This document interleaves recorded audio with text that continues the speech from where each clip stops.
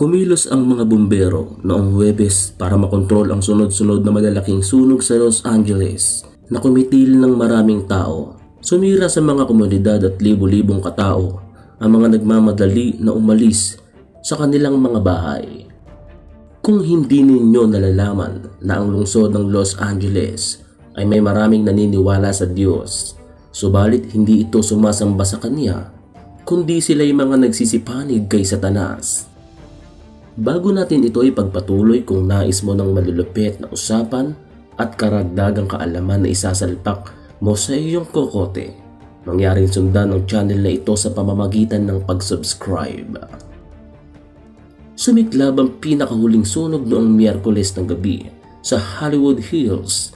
May malapit sa gitna ng lungsod at ang kinaroroonan ng entertainment industry at nasa bingit ang mga mataong pamayanan dahil sa mahangin at matuyo na kondisyon. Nangyari ito habang napalaban ang mga bumbero para kontrolin ang 3 pang malalaking sunog na kumitil ng 5 katao. Isinailalim ang 130,000 na katao sa evacuation orders at puminsala sa mga komunidad mula sa Pacific Coast hanggang sa Pasadena. Kumalat din ang sunog sa Sunset Fire malapit sa Hollywood Bowl at nasa 1.6 km lang mula sa Hollywood Walk of Fame.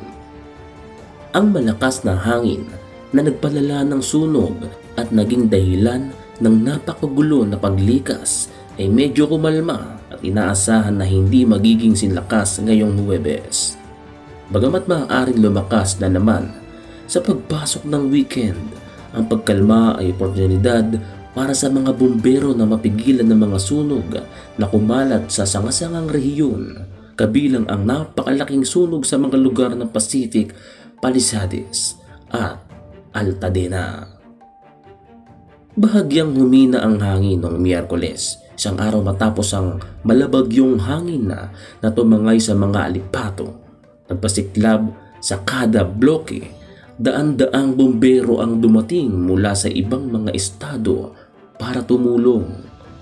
Ang nabanggit na mga sunog na tumupok sa humigit kumulang 108 kwadradong kilometro ay nagpakita na ang panganib ay hindi pa nawawala.